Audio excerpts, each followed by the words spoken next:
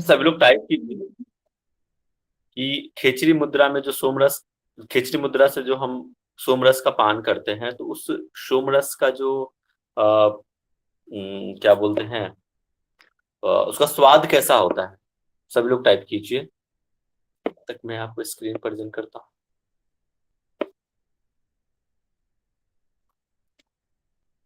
स्वाद बताइए, और निशा जी बताएंगे। कहाँ गया निशा जी? निशा जी हैं क्या? दिखा था मुझे तो।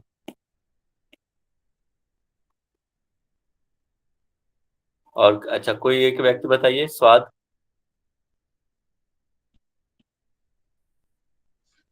सर मैं बताऊं? बताइए बताइए।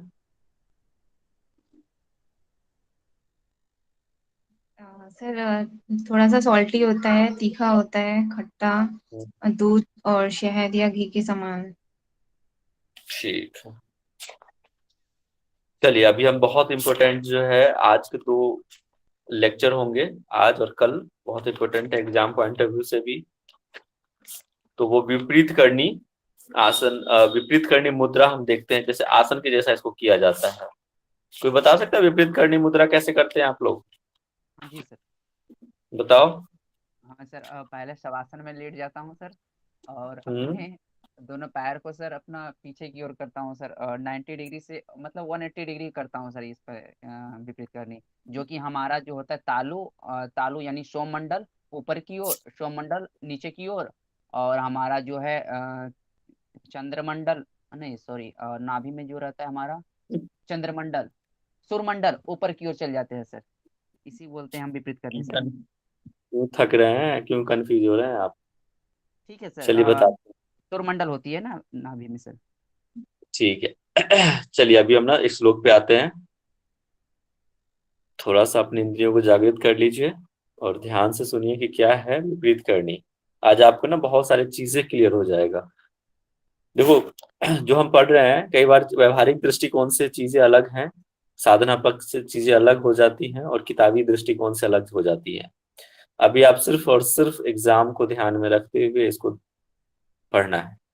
ठीक है, चलो। यथ किंचित शत्रवते चंद्रात मृतम दिव्य रूपिण ततः शर्व ग्रसते सूर्यस्तेन पिंडो जरायुत। अब कह रहा है कि विपरीत करनी जो है, सीधी सी बात है कि जैसे, देखो, तीन, पहले तीन चीज मैं आपको समझा दूं, तीन मंडल समझा देता हूं, तो आपको चीजें ना क्लियर हो जाएगी।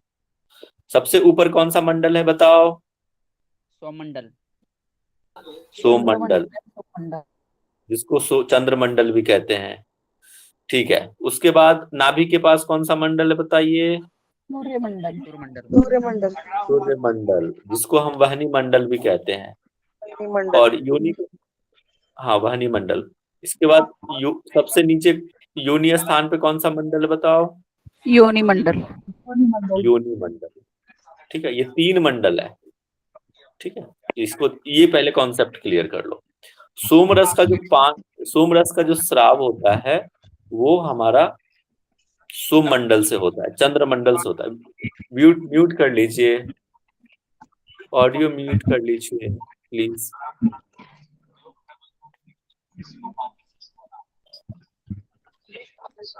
म्यूट कीजिए एडमिन जो है। सर कर दिया, रिमूव कर दिया सर। ऐसे क्यों करते हो यार? चलो ठीक है। तो आप देखो, सिंपल सा है, क्या कह रहा है कि जो सोम मंडल से, चंद्र मंडल से दिव्य रूप श्राव होता है, ठीक है, ऊपर से जो श्राव होता है, उनको क्या होता है, वो जो है नाभि में जाके क्या होता है, भस्म हो जाता है। ठीक है, खा जाता है, मतलब यहाँ पे ना लिखा है कि नाभि उनको खा जाता है, मतलब भस्म हो जाता है। और इसी से क्या होता है, जरायुत, बुढ़ापा आता है। बुढ़ापा होने का कारण क्या है? कि जो सूर्यमंडल का श्राव हो रहा है ऊपर से, वो हमारे सूर्य मंडल में जाके भस्म हो जाता है। सोम मंडल से जो श्राव हो रहा है वो सूर्य मंडल में आकर भस्म हो जाता है। इसके वजह से बुढ़ापा आता है और हमारी मृत्यु होती है। तो उसको ही, उसको, उसके क्षरण को रोकने के लिए ही तो हम विपरीत करनी हो गया। और बताइए क्या करते हैं उस सोममंडल के को क्षरण से रोकने के लिए?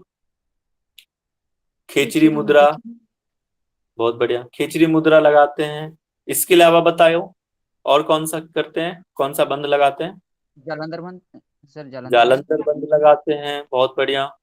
ठीक है, ये सब चीज किसके लिए हो रहा है? ये सब जो जितने भी चीजें कर रहे हैं ना, ये सोम रस जो भस्म हो रहा है उसको रोकने के लिए कर रहे हैं। तो उसके लिए विपरीत करनी, खासकर विपरीत करनी आसन ऐसा है, या मुद्रा समझिए, मुद्रा ऐसा है कि आप अगर लगातार इसका अभ्यास करते हैं तो इसमें ना भूख बहुत लगती है। ठीक है, इसलिए कहते हैं कि जो विपरीत करनी आसन का मुद्रा का अभ्यास करता है उसको खाना बहुत खाना चाहिए। ठीक, उसको भूख भी बहुत लगती है। और जो नहीं खाना खाएगा, अल्प भोजन करेगा, तो क्या होगा कि अपने ही अंदर के जो उसका जो सूर्य होता है ना उसको खाने लग जाता है, अपने ही बॉडी का जो शोषण करने लग जाता है अपने बॉडी का। तो उसके वजह से ज्यादातर दुबलापन, पतलापन, कई सारे व्याधि भी आने लग जाती है। तो इसलिए हमेशा ध्यान रखना। और ये ऐसा होता है, ये अपने ऊपर भी मैंने देखा हुआ है, जैसे आप लगातार विपरीत करने का अभ्यास करते हो लंबे समय तक, तो आपको बहुत तेज भूख लगती है, आपकी जठराग्नि बहुत प्रदीप्त हो जाती है। इसको वो हम आगे भी देखते हैं, इस श्लोक में भी है वर्णित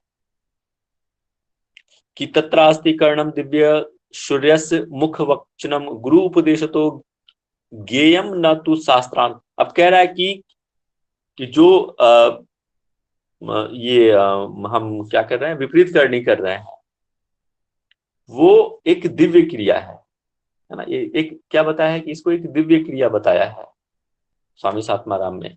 और उन्होंने कहा है कि गुरु के उपदेश से ही, उनके ज्ञान से ही इसका अभ्यास करना चाहिए, वैसे नहीं करना चाहिए।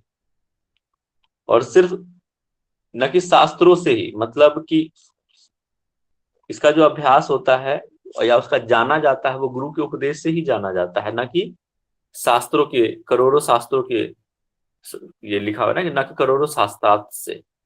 सिर्फ बुक पढ़ने से इसको नहीं जाना जा सकता है। ठीक है, आपको इसके लिए गुरु के उपदेश जानना बहुत जरूरी है। और गुरु ने क्या कहा है कि जो सूर्य मंडल में जो दिव्य सोमरस है, उसके भस्म होने से उसको बचा जा सकता है, उसको बचाया जा सकता है। जो सूर्य मंडल में के मुख में जो उस श्राव को टाला जा सकता है, किसकी क्रिया से? विपरीत करने की क्रिया से। अब कैसे टाला जा सकता है वो देखो, यहाँ पे बताया है, विधि बताया है कि ऊर्ध्व नाभिरस अथ तालु ऊर्ध्व भानुरथ शशि। शशि मतलब चंद्रमा होता है और भानु मतलब होता है सूर्य। तो कह रहा है कि ना करनी विपरीत क्या गुरु वाक्य न लभ्यते, और गुरु के वाक्य के द्वारा इसका लाभ उठाया जा सकता है ना। गुरु के उपदेश से ही सीखा जा सकता है। कह रहा है कि नाभि को ऊपर उठाना है ना, नाभि को ऊपर उठाना है, मतलब क्या? सूर्य मंडल को ऊपर उठाना है। तालु को नीचे करना है, मतलब क्या? सोम मंडल को नीचे करना है। उसी को कहते हैं विपरीत करनी। इसी को क्या कहा जाता है? विपरीत करनी कहते हैं। अब आप सोचोगे कि सर यहाँ पे शीर्षासन भी हो सकता है, हैंड स्टैंड भी हो सकता है, सर्वांग आसन भी हो सकता है। तो बिल्कुल हो सकता है, आपको मैंने इमेज भी दिखाया था, याद है? यहाँ पे तीनों ही वेरिएशंस हो सकता है, विपरीत करनी तीनों ही हो सकता है। कौन कौन सा? एक तो जो विपरीत करनी हम करते हैं फर्स्ट, एक सर्वांग आसन शोल्डर स्टैंड, और एक शीर्षासन सिर के ऊपर जो बैठते हैं और हाथों के ऊपर जो खड़े होते हैं। वो सारे ही आसन हो सकता है जिसमें सूर्य मंडल ऊपर है और चंद्र मंडल नीचे है। समझ में आया? ठीक है जी सर। और नित्यम अभ्यास युक्त से जठराग्नि, और इसके नित्य अभ्यास करने से क्या होगा? जठराग्नि बढ़ती है ना। इसके नित्य अभ्यास करने से क्या होगा? जठराग्नि बढ़ेगी, और जठराग्नि बढ़ेगी, खाना जल्दी पचेगा, तो क्या होगा? भूख तेज लगेगी। वही कह रहा है कि आहारो बहुतल्य संपाद साधक। और कह रहा है कि अभ्यासी को बहुत मात्रा में, है ना, पर्याप्त भोजन करना चाहिए, अति भी नहीं ना कम भी नहीं, जितना जरूरी है भूख के अनुसार खाना है। अल्प करोगे तो क्या होगा, अल्पाहारो यदि भवेत अग्नि दहति। और क्या, अगर अल्प भोजन करते हो तो अग्नि जो है शरीर को जलाने लग जाती है, खुद भस्म कर लेगा शरीर, अपने आप को जलाने लग जाएगा। ठीक है, समझ में आया ये चीज क्यों होता है?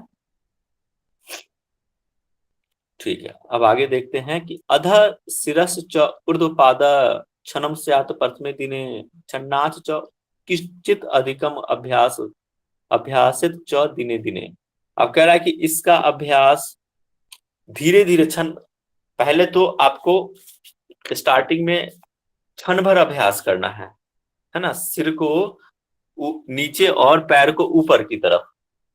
ठीक है, पहले तो आपको क्षण भर अभ्यास करना है, मतलब कुछ सेकंड पहले दिन, और धीरे धीरे इसको बढ़ाना है, धीरे धीरे इसको अभ्यास को बढ़ाना है। अब आगे क्या कह रहा है? ठीक है, प्रथम दिन एक क्षण तक है ना मस्तक को नीचे और पैर को ऊपर रखना है, और तत्पश्चात प्रतिदिन जो है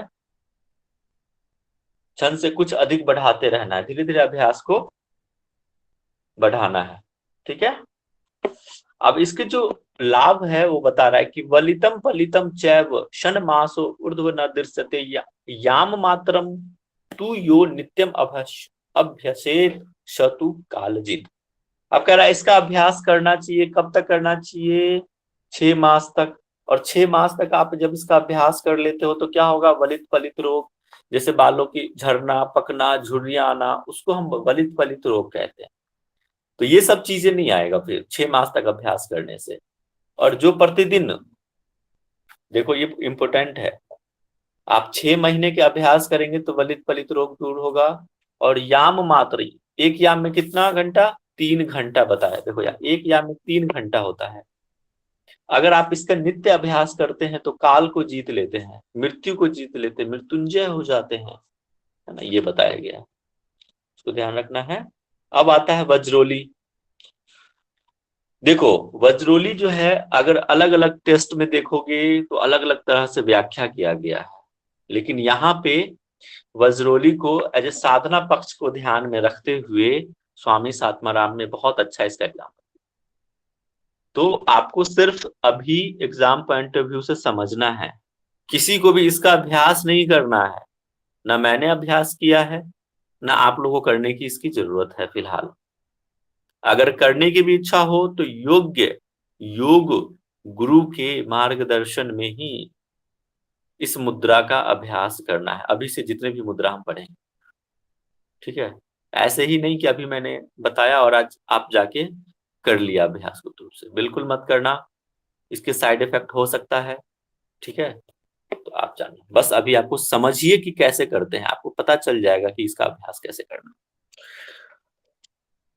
तो स्वेच्छाया, अब कह रहा है कि स्वेच्छाया वर्तमानो अपि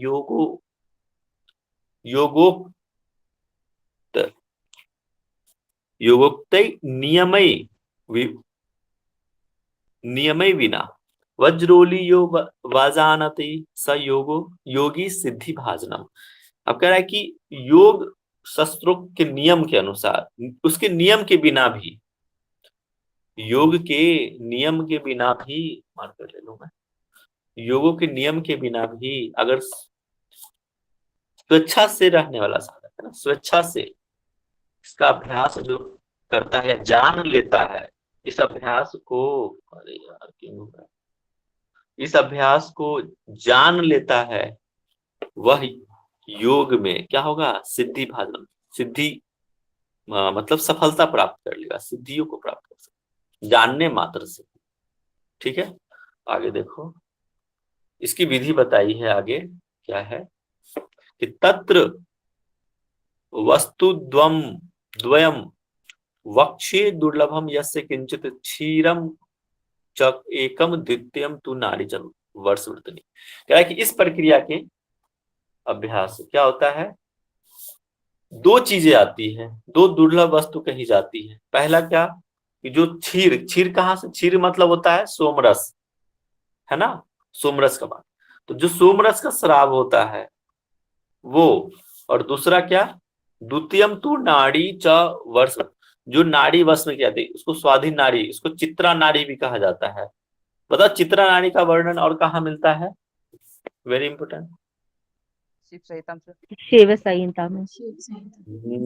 शिव संहिता में, शिव जी के लिए सबसे प्रिय नाड़ी कहा जाता है चित्रा नाड़ी। ठीक है, इसको स्वाधीन नाड़ी भी कहते हैं, इसको वश में कर लेना। ठीक है, तो ये चीज कहा कि दो दुर्लभ वस्तु कही गई है, इस प्रक्रिया से किसी के लिए दुर्लभ जो है दो चीजें निकल, पहला तो सोमरस का श्राव और दूसरा चित्रा नाड़ी।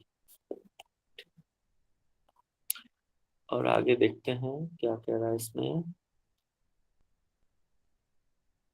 चित्रा नाड़ी का उल्लेख जो है ना, देखो यहाँ पे योग योग सिखोपनिषद में भी मिलता है ना? तो महनीन शनै सम्यक ऊर्ध्वा कुंच गुदा ऊर्ध्व आकुंचन अभ्यसेत पुरुषो अथवा नाड़ी वज्रोली सिद्धिमा। आप देखो बहुत अच्छी बात कही है, आप कहीं कहीं देखोगे ना कि ये मतलब ये दोनों के लिए बताया है, कहीं आप देखोगे सिर्फ पुरुष को बताया है या फिर कहीं कहीं स्त्री। यहाँ पे वज्रोली मुद्रा समान रूप से जितना पुरुष कर सकते हैं उतना ही नारी भी कर सकती हैं, महिलाएं भी कर सकती हैं, वो कहा है। तो क्या करना है, देखो विधि कह रहा है कि धीरे धीरे अच्छी तरह से योनि मंडल का आकुंचन करना है ना, और ऊपर की तरफ उठाना है, अभ्यास करके धीरे धीरे अभ्यास करना है। और ऐसा करने के लिए पुरुष और नारी दोनों ही वज्रोली का लाभ प्राप्त कर सकता है, ऐसा नहीं कि सिर्फ पुरुष। ठीक है, सर तो यहाँ पर किसका मूल कर, बंधे से हाँ मूल बंध बिल्कुल सही, मूल बंध से अंकुचन भी बोला सर। हाँ, योनि मंडल का आकुंचन करना है ना, लिखा हुआ है ना, गुड, उसका आकुंचन करना, उसका अभ्यास करना। और ये दोनों के लिए ही है, पुरुष के लिए और नारी के लिए भी, महिलाओं के लिए भी है। दोनों ही वज्रोली के अभ्यास से सिद्धि प्राप्त कर सकते हैं। ठीक है, सही कह रहे हैं, ये मूल बंध के जैसा ही है। देखो ना, इसका तात्पर्य जो है क्या है, मूल बंध है। तरागी में भी करते हो आप, तरागी मुद्रा आपने पढ़ा होगा। ठीक, ये कह रहा, अब कह रहा है क्या, यत्नतः शत नालेन फुत्कार वज्र कंदरे शनै शनै प्रभ वायु संचार। देखो यहाँ पे ना थोड़ा सा कई चीजें ना बड़ी अजीब सी आपको समझ में लगेगी, सर ये कैसे हो सकता है। तो कैसे हो सकता है ये चीज छोड़ो, सिर्फ आप समझो कि ऐसे करना है, मतलब ऐसे किया जाता है, विधि समझ लो, करने की जरूरत नहीं है आप लोगों को, बस एग्जाम पॉइंट ऑफ व्यू से समझ लीजिए कि ये विधि है। यत्न पूर्वक नली से फुत्कार के साथ, जो मूत्र मार्ग है, ये पुरुष और स्त्री हो दोनों के लिए ही है, मूत्र मार्ग में वायु का प्रवेश कराना है। फुत्कार करते हुए मतलब आवाज होना चाहिए, जैसे कि श्वास छोड़ते हैं ना और लेते हैं, इस तरह से फुफकार की जैसे आवाज होना चाहिए, इस तरह से मूत्र मार्ग में वायु का प्रवेश कराना है। ठीक है, ये मतलब कई बार थोड़ा सा अजीब लग सकता है आपको कि ऐसा कैसे हो सकता है। ठीक है, लेकिन जो सिद्ध योगी होते हैं वो करते हैं, और इस प्रकार इसका वायु को धीरे धीरे शनै शनै वायु का संचार करना है अपने मूत्र मार्ग में, ये विधि है। और क्या कह रहा है कि नारी भगे पत दत्त बिंदु अभ्यासन ऊर्ध्वमाहरेत चलितम च निजम बिंदु ऊर्ध्वमाकीर्ष रचयेत। और जो देखो एक और चीज समझा रहा हूं मैं, जो सोमरस का जो श्राव होता है ना ऊपर से, चंद्रमंडल से जो गिरता है, सोम मंडल से जो गिरता है नीचे, तो एक तो होता है कि सूर्य मंडल में, जैसे यहां से ऊपर से गिरा नीचे जा रहा, तो एक होता है कि सूर्य मंडल में भस्म हो गया। ठीक है, और एक क्या होता है कि पूरे शरीर में ये जो श्राप जो है फैलता है, जाता है सोमंडल। ठीक है, दो जगह ये बट जाता है इसका श्राप, एक तो जाता है कि यहाँ, और एक कहाँ जाता है, पूरे शरीर में। और पूरे शरीर से होते हुए कहाँ जा रहा है, योनि मंडल में। और इस योनि मंडल में ही, इसलिए तो कह रहा है कि जो योनि मंडल में गिर रहा है स्राव, उसको अभ्यास से ऊपर की तरफ उठाना है। समझ रहे? जो स्राव एक तो चला गया सूर्य मंडल, समझना बहुत थोड़ा सा डीप है। एक तो सोममंडल जो नीचे सूर्य मंडल में गया, भस्म हो गया, और एक पूरे शरीर में जाता है, और पूरे शरीर से होते हुए कहाँ जा गया? योनि मंडल में गया। जो योनि मंडल में जा रहा है उसको कह रहा है अभ्यास से, वज्रोली के अभ्यास से ऊपर की तरफ उठाना है, ऊपर की तरफ लेके जाना है। तो यही कह रहा है इस श्लोक में, ठीक है, कि योनि मंडल में आकर गिरने वाला बिंदु श्रोम श्राव का अभ्यास के द्वारा ऊपर उठावे, और चलायमान बिंदु को ऊपर की तरफ ही खींच कर रखें। ठीक है, क्लियर है? और देखो, हाँ, एक और चीज यहाँ पे, एक और, जो एक योनि मंडल में भी एक वो होता है, श्राव होता है। यहाँ योनि मंडल सिर्फ स्त्री से नहीं समझना है आपको, ठीक है, कंफ्यूज मत कीजिएगा। योनि मंडल दोनों के लिए ही होता है, पुरुष के लिए भी और महिलाओं के लिए भी। जो पुरुष में, आपको पता होना चाहिए कि योनि मंडल में भी श्राव होता है, ठीक है। पुरुष में वीर्य का श्राव होता है, वीर्य का श्राव पुरुष में होता है। और बताओ स्त्री में क्या होता है? रज। रज का श्राव होता है, ठीक है। तो पुरुष में हो गया वीर्य और इसमें हो गया रज। और आगे हम देखेंगे इसका भी कई सारा चीज है कि यहाँ से सूर्य मंडल से जो सोम मंडल से जो श्राव हो रहा है, और उसको मिला के यहाँ पे योनि मंडल में जो श्राव हो रहा है, ऊपर की तरफ खींचने की बात कह रही है। वो हम आगे पढ़ेंगे उस चीज के बारे में। तो ठीक है, ये क्लियर हो गया। जो सोम मंडल से जो श्राव होके योनि मंडल में जो गिर रहा है, उसको अभ्यास से ऊपर की तरफ उठाने की बात कह रहा है। ये सब वज्रोली की बात है ना, वज्रोली में। अब देखो, एवं संरक्षयेत बिंदु मृत्युम जयति योगविद मरणम बिंदु पाते न जीवनम बिंदु धारणात्। देखो ये वर्ड आया था, आपको याद है ये वर्ड कहाँ मैंने पढ़ा था? आपको बताया था, मरणम बिंदु पाते न जीवनम बिंदु धारणात्। कुछ याद आ रहा है? आयुर्वेद, आयुर्वेद याद आ रहा है? आयुर्वेद नहीं याद आ रहा है, चलो कोई बात नहीं। तो वहां पे के लिए ओज हाँ, के लिए सर। ओज के लिए बहुत बढ़िया।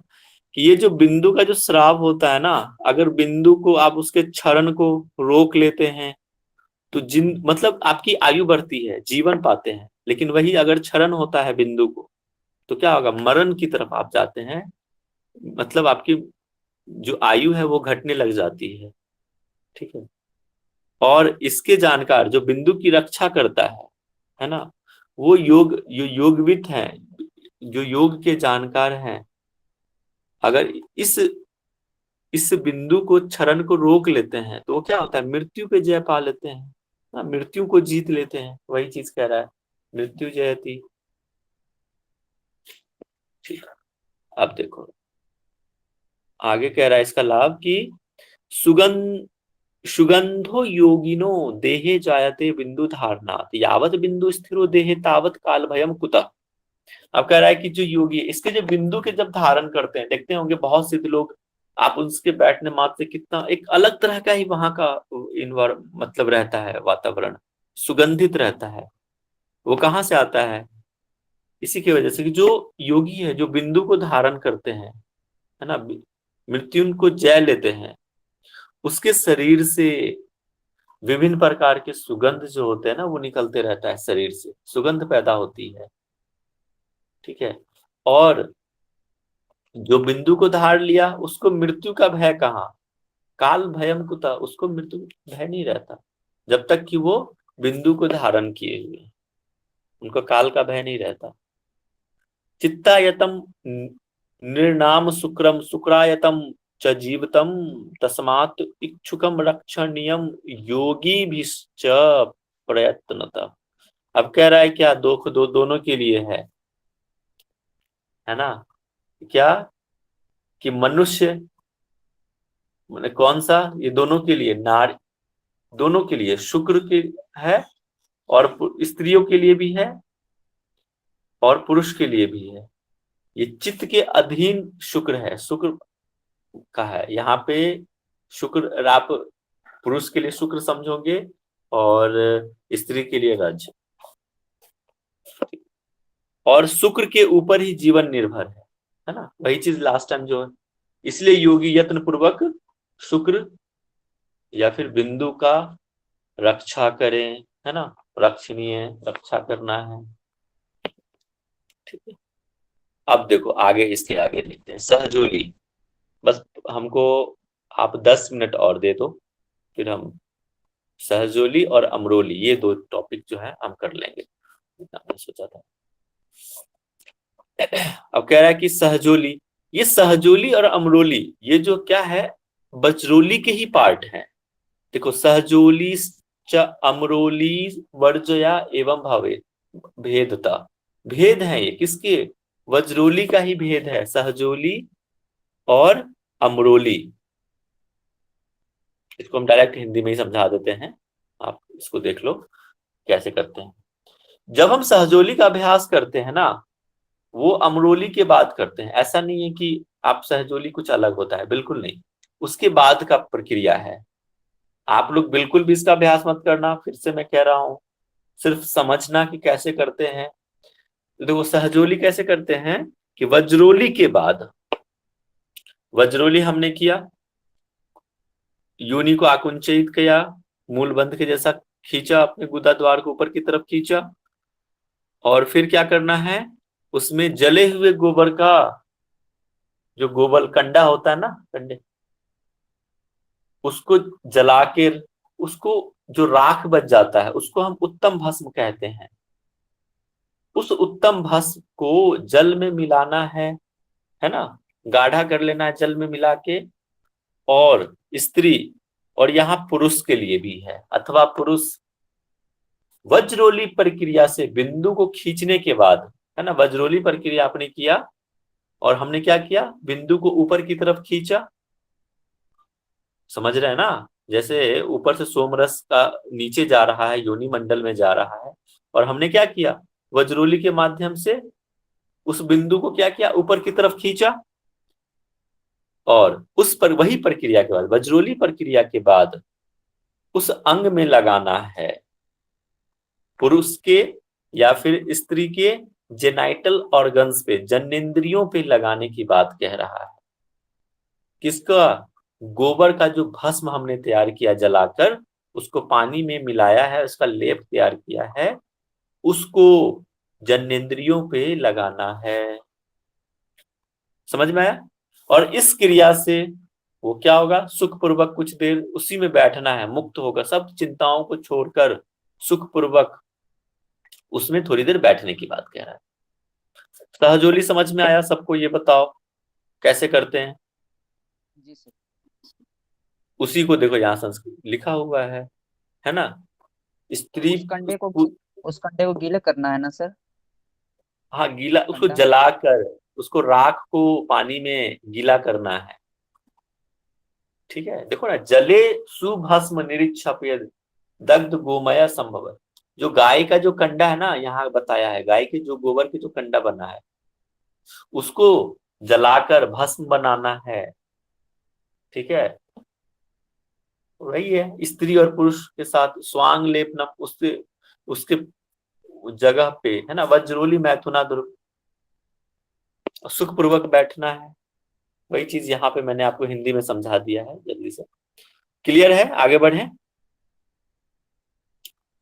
सर सहजोली और अमरोली एक वज्रोली का ही भेद है, इसका मतलब। देखो सहजोली, वज्रोली एक चीज है और सहजोली और अमरोली वो का ही भेद बताया गया है। टाइप होता है ना, और उसका सब टाइप, क्योंकि दोनों ही विधि, सहजोली और अमरोली दोनों ही विधि करने से पहले हम वज्रोली करते हैं। वज्रोली करने के बाद ही, बिंदु को ऊपर की तरफ धारण करने के बाद ही हम सहजोली और अमरोली करते हैं। समझ रहे हैं। मतलब सहजोली का ही सब टाइप है, मतलब सॉरी वज्रोली का ही सब टाइप है, सहजोली अमरोली। हाँ जी, हाँ जी। आप कहीं कहीं किसी किसी टेक्स्ट में इसका अलग व्याख्या भी देख सकते हैं। ठीक है, लेकिन आपको हठ पर दीपिका को ध्यान में रखकर पढ़ना है कि क्या कह रहा है। सह जोलीरियम प्रोक्ता श्रद्धा योगी भी सदा अयम शुभ करो योगो युग मुक्ति विमुक्त। अब कह रहा है कि योगियों के लिए सदा ही सहजोली क्या है, श्रद्धे बता इंपोर्टेंट है। योगियों के लिए सबसे ज्यादा श्रद्धा कौन सा है मुद्रा, तो वो क्या है, सहजोली है। यह शुभकारी यौगिक अभ्यास साधकों के लिए निश्चित रूप से क्या है, मुक्ति देने वाला है ना, मुक्ति विशिष्ट है। ठीक है, इसका लाभ बता दिया है, लाभ ध्यान में रखना। अयम योग पुण्य वक्ताम धीरा नाम तत्वदर्शिनम। हाँ, ये ध्यान में रखना, इंपोर्टेंट है ये बहुत। निर्मत शरणाम सिद्धयेत सन न तू मत्सर शालिनाम। अब क्या कह रहा है कि इसके अभ्यास से साधक को क्या होगा, पुण्यवान, धीर, ये बताया है कि क्या हो जाएगा कि पुण्यवान, धीर, तत्वदर्शी। तत्वदर्शी का मतलब तत्वों को सही गलत की पहचान का, अंधविश्वास से परे सत्य को जानने वाला, उसको तत्वदर्शी कहते हैं। द्वेष रहित, है ना, इसको करना, इस ईर्ष्यालु नहीं होना चाहिए, द्वेष रहित इसका अभ्यास करना, उसी को सिद्धि मिलेगी इसकी। ठीक है, जो द्वेष में रहेगा उसको नहीं मिलेगा, जो पुण्य नहीं रहेगा उसको नहीं मिलेगा, पेशेंस इसके पास नहीं रहेगा उसको नहीं मिलेगा, है ना। इसमें क्या रहा है, जो ईर्ष्यालु है उसको नहीं मिलेगा। तो ये एक चीज करना है। कोई आगे बढ़ रहा है तो ऐसा नहीं कि वो आगे बढ़ रहा है तो उसे आप द्वेष कर लो, नहीं, उसको भी बढ़ाना है और खुद भी बढ़ना है। कोई नहीं जानता है तो उसको बताइए, सिखाइए। ठीक, तो ये सब चीजें हैं। तो हमने अभी सहजोली देख लिया, अब हम अमरोली देखते हैं। अथ अमरोली अमृम या पिबेत नित्यम नस्यम कुर्वन दिने दिन वज्रोली अभ्यास वज्रोलिम अभ्यासेत सम्य अमरोली किति कथ्यते। अब क्या कह रहा है कि वज्रोली का अभ्यास करते हुए, जैसे बताया ना अभी हमने कि जो आप अमरोली करते हैं या सहजोली करते हैं वो वज्रोली के ही अभ्यास के बाद करना है। तो क्या कह रहा है कि वज्रोली को अच्छी प्रकार से अभ्यास करते हुए साधक जब ऊपर से जो श्राव हो रहा है ना, जब हम वज्रोली का अभ्यास करते हैं तो क्या करते हैं, जो सोमरस का जो श्राव हो रहा है और जो योनि मंडल में जा रहा है उसको ऊपर की तरफ उठाते हैं। यहाँ पे क्या कह रहा है कि जो वज्रोली का अच्छी प्रकार से अभ्यास करते हुए साधक जब ऊपर के, है ना, नासिका प्रदेश से भूमध्य प्रदेश के स्राव का प्रतिदिन पान करता है, उसी प्रक्रिया को अमरोली कहते हैं। अब देखो समझो क्या होता है अमरोली, फिर से आपको सरल भाषा में समझा। एक तो ऊपर से श्राव हो रहा है, सोमरस का श्राव हो रहा है ना, भूमध्य से। और वज्रोली में क्या करते हैं, यहां से एक योनि मंडल में हमारे भी श्राव हो रहा है। हाँ जी, ने बोल रहे थे हमारे शरीर से जितने भी आते हैं सर, उसको फिर ऊपर ऊर्ध्वगामी करते हैं सर। हाँ, ऊर्ध्वगामी किया हमने योनि मंडल से। वहां पे क्या करना है कि उसको ऊपर की तरफ लेके जाना है, प्रतिदिन पान करता हुआ, तब उसी प्रक्रिया को अमरोली कहते हैं।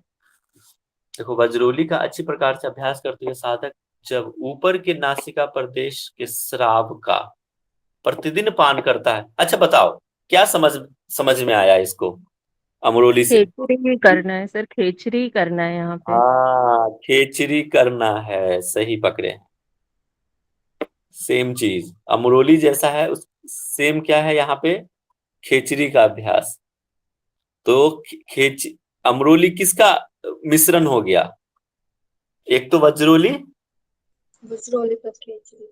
और खेचरी, ये दो अभ्यास को मिला के अमरोली बना है। ठीक है, तो एक तो वज्रोली करना है, ऊपर उठाया, और खेचरी का अभ्यास किया। ये क्या हो गया? अरे ये क्या हो गया? हाँ, ये देखो, तो ये जो है सेम एज इट इज क्या हो गया? खेचरी के जैसा हो गया।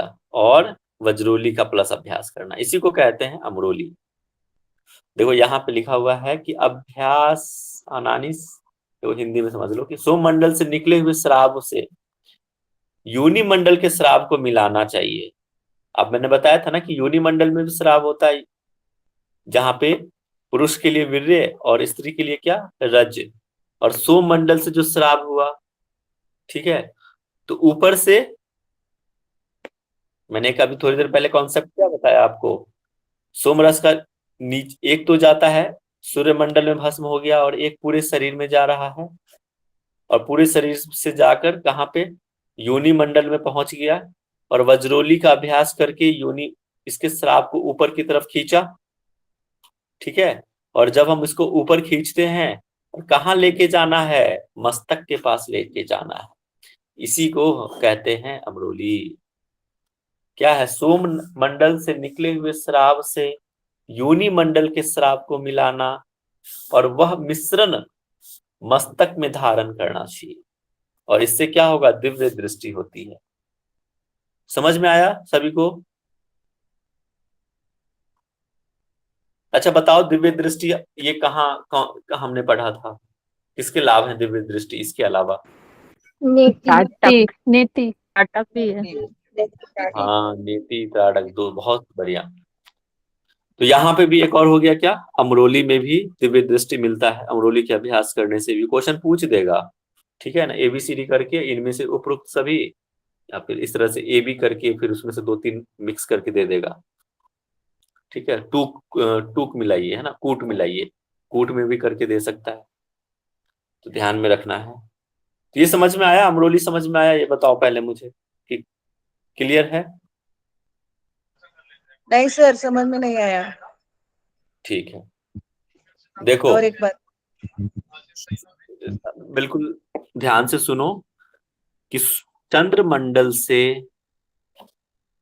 ये देखो ये चंद्रमंडल है, यहां से सोम रस का स्राव हुआ, और एक जा रहा है कहाँ? सूर्यमंडल में। ये है चंद्र, और नीचे क्या है? योनि मंडल। यहां से, और ये जो चंद्रमंडल से जो सोम रस का स्राव होता है ना, वो 2 भागों में बंटता है। एक तो सूर्यमंडल की तरफ जाता है, और एक पूरे शरीर में जाता है। ठीक है, जो पूछ रहे हैं ध्यान से देखिए। और पूरे शरीर से होते हुए वो कहाँ जाता है? योनि मंडल में जाता है।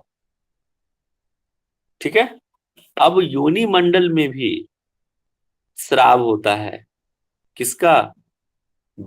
एक तो शुक्र होता है, वीर्य का श्राव होता है पुरुष में, और एक क्या होता है? स्त्री में रज का श्राव होता है।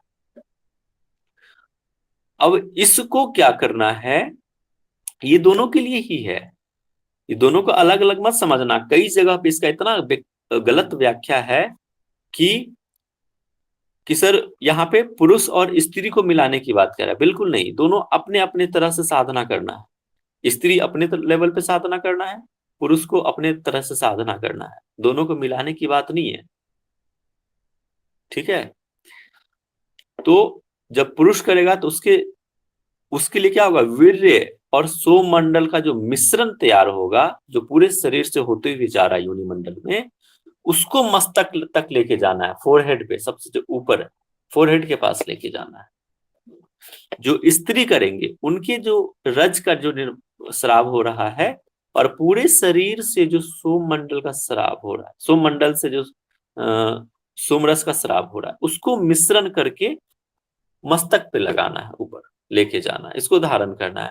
और इसको करने से क्या होगा? दिव्य दृष्टि पर जाएगी, दिव्य दृष्टि। समझ में आया जो पूछ रहे थे? Okay sir, okay. ठीक है, पुंसो बिंदु समा, क्या कोई पूछ रहे हैं?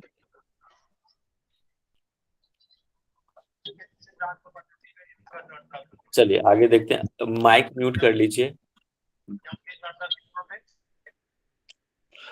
म्यूट कीजिए माइक।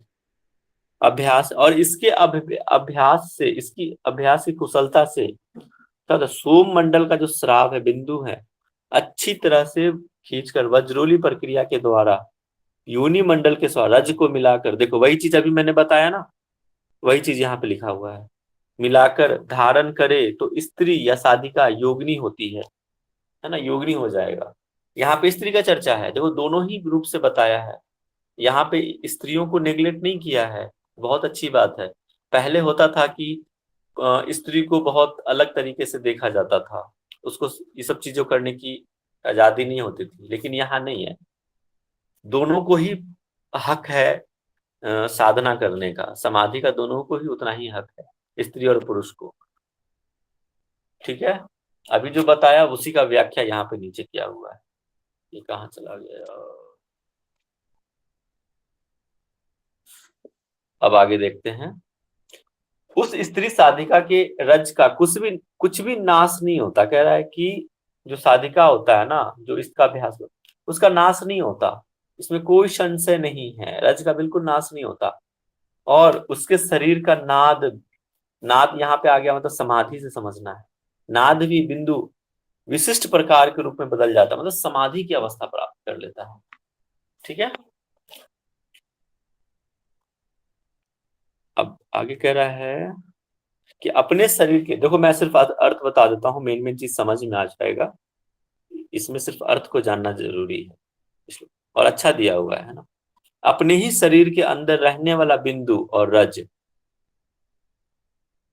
बिंदु कोई बाहर से नहीं आता, रज और वीर्य कोई बाहर से नहीं आता है, वो आपके शरीर में ही रहता है। वज्रोली के अभ्यास से क्या होता है, एक होकर सभी लाभों को देता है। जब बिंदु और रज, बिंदु यहाँ पे क्या है, सोम रस से समझना है, जब ये मिल जाता है तो कई प्रकार के लाभ आपको देता है, कई प्रकार की सिद्धियां मिलती है ना, रोगों का नाश होता है, ये सारी चीजें। क्या होता है कि आकुंचन प्रक्रिया के बाद जो साधिका, जब आप इसके क्षरण को रोकते हैं, रज के क्षरण को रोकते हैं, वह निश्चय ही योगिनी है और भूत और भविष्य को जान ले। ये ध्यान में रखना कि जब ये सिद्ध हो जाता है तो क्या होता है कि भूत और भविष्य को जानने की क्षमता आ जाती है। और क्या वर्ड है, आकाश गामनी हो जाता है, मतलब देखो ना यहाँ खेचरी वर्ड यूज किया है।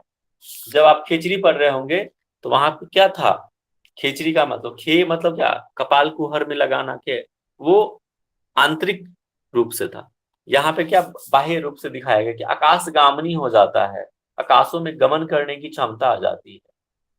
ठीक है, देह सिद्धिम च लभते प्रजो अभ्यास। अच्छा, इसका अर्थ देख लेते हैं कि वज्रोली के अभ्यास से क्या होता है, देह की सिद्धि मिलती है, वही चीज है ना। और पुण्यप्रद यौगिक अभ्यास को भोगते हुए भी मुक्तिदायक है। जो हम भोग भोगते हैं ना, मतलब कर्मों में लिप्त रहते हैं, जैसे कि देखो योगेश्वर किसको कहते हैं, कृष्ण जी को।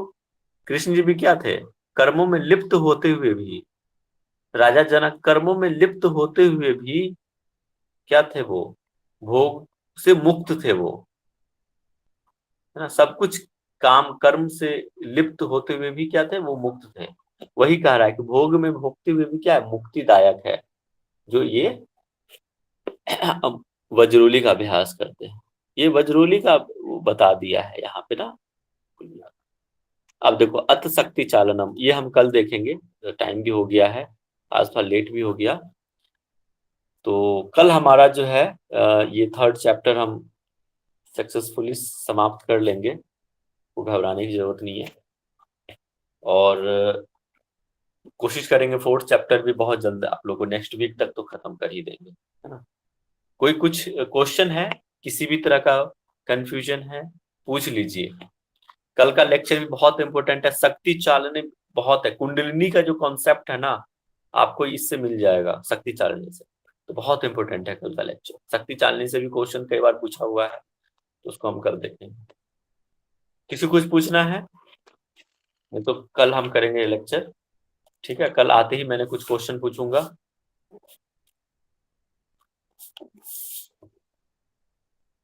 ठीक है, शांति पाठ करा दीजिए। Thank you ji, thank you. Om, Om कौन है यहाँ पे? ओम से कौन जुड़े हुए हैं? सर मैं हूँ सर। मैं कौन? मेरे फोन नाम? से सर जुड़ी सर मैं पुष्पा मुर्गत। ठीक।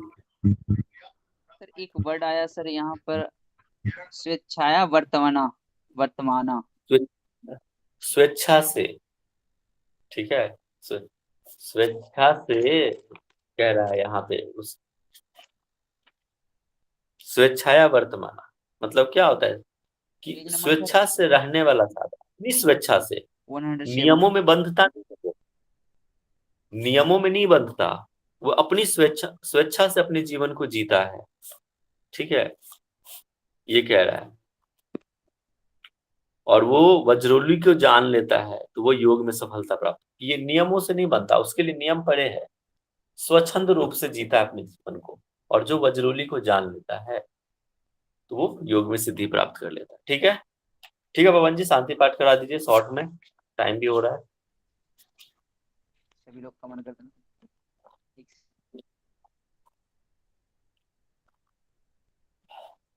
ठीक में बैठ जाएंगे, ओम का उच्चारण करेंगे।